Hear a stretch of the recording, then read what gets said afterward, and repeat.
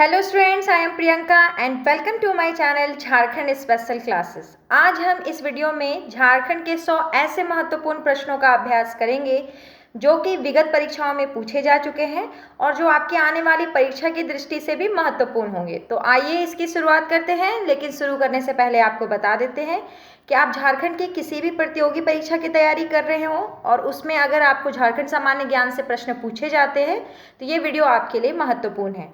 अगर आप वीडियो का PDF भी प्राप्त करना चाहते हैं तो आप झारखंड स्पेशल क्लासेस लिखकर टेलीग्राम पर सर्च करेंगे, चैनल से जुड़ जाएंगे, आपको सभी वीडियोस के PDF वहीं मिलेंगे। तो आइए पहले प्रश्न के साथ वीडियो की शुरुआत करते हैं। पहला प्रश्न है, दामोदर घाटी परियोजना का प्रारंभ कब किया गया था? आंसर है 1948 ईस्वी में। क्वेश्चन नंबर 2, हजारीबाग के सूर्य कुंड का तापमान लगभग कितना है? तो 88 डिग्री सेल्सियस है या इसे 190 फ़ारेनहाइट कहिए। क्वेश्चन नंबर 3 है कि छोटा नागपुर में फुसफुस बलुआ मिट्टी किस क्षेत्र में पाई जाती है? आंसर है दामोदर घाटी क्षेत्र में। अगला प्रश्न है, भारतीय कृषि में जलवायु परिवर्तन नॉलेज नेटवर्क महाराष्ट्र, झारखंड और उड़ीसा 3 राज्यों में किस वर्ष शुरू किया गया था? तो आंसर है 2013 में शुरू किया गया था। क्वेश्चन नंबर 5 है, आपदा प्रबंधन अधिनियम 2005 की कौन सी धारा राज्य के राज्यपाल को राज्य में राज्य आपदा प्रबंधन प्राधिकरण की स्थापना करने की शक्ति प्रदान करता है? आंसर है धारा 14(1). क्वेश्चन नंबर 6 है कि किसके सहयोग से झारखंड जलवायु केंद्र स्थापित किया गया है? तो आंसर है UNDP के द्वारा। क्वेश्चन नंबर 7, झारखंड का महुआ टाड़ वन्य जीव अभयारण्य किसके लिए प्रसिद्ध है? तो आंसर है विलुप्त प्राय भेड़िया के लिए। क्वेश्चन नंबर 8, झारखंड राज्य में कृषि कार्य करने वाले जनसंख्या का प्रतिशत कितना है? आंसर है 75%। क्वेश्चन नंबर 9 है कि छोटा नागपुर पठार की आग्नेयी, अवसादी और कायांतरित चट्टानें किससे संबंधित है? आंसर है धारवाड़ काल से। नेक्स्ट क्वेश्चन है, झारखंड का पहला रज्जू मार्ग का निर्माण कहाँ किया गया था? आंसर है त्रिकुट पहाड़ी में से।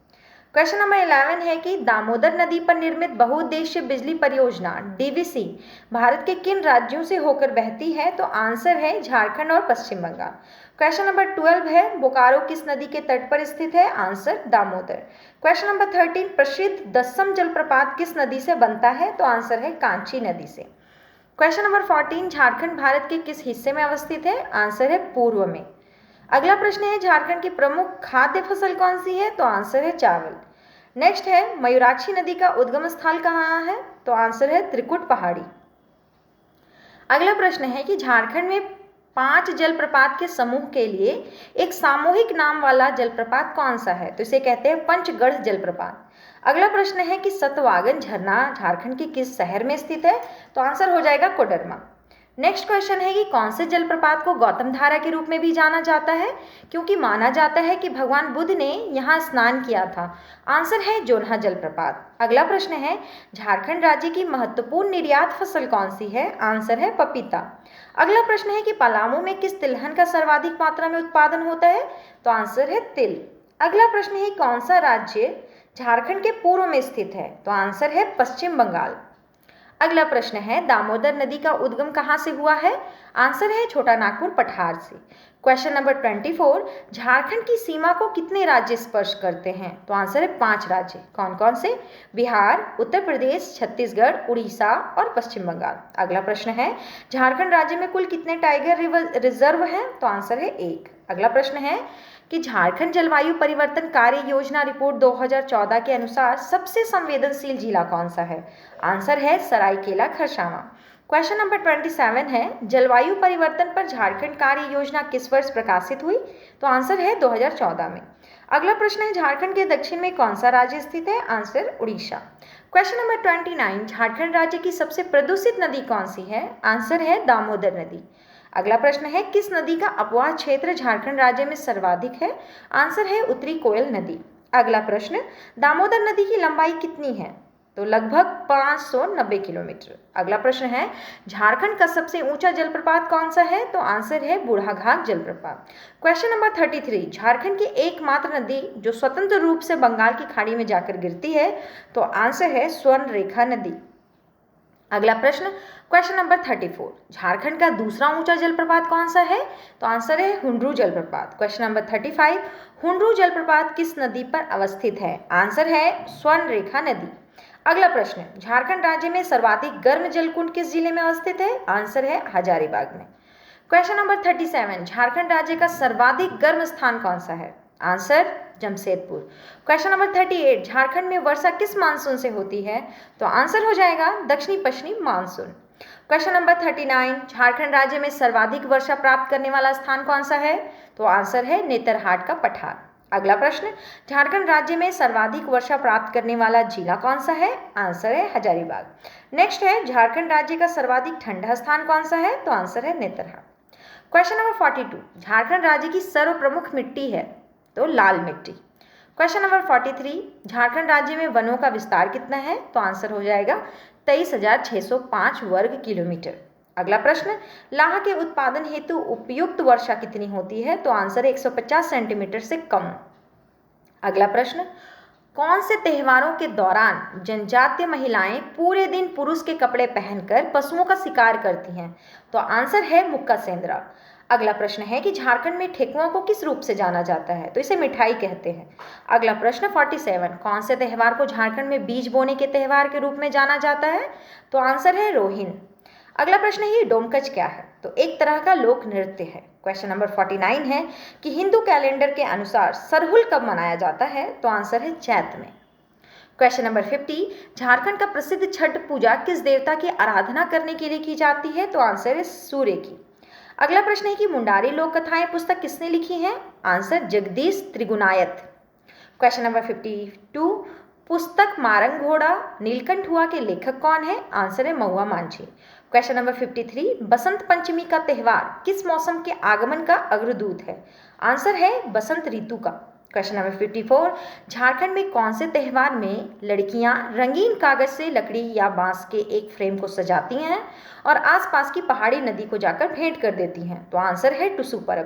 क्वेश्चन नंबर 55 है कि कौन सी जनजाति सत्य के लिए तथा सत्य हेतु सभी कुछ बलिदान करने के लिए प्रसिद्ध है? आंसर है खरवार। क्वेश्चन नंबर 56, किस जनजाति का संकेंद्रण पलामू में है? तो आंसर है चेरो। क्वेश्चन नंबर 57, दोहारी क्या है? तो एक आदिवासी गीत है। अगला प्रश्न है कि छऊ नृत्य की उपशैली क्या है? तो आंसर है मयूरभंज, सरायकेला और पुरुलिया। क्वेश्चन नंबर 59, झारखंड में कौन सा नृत्य आमतौर पर फसल के मौसम में किया जाता है? तो आंसर है झूमर किया जाता है उस समय।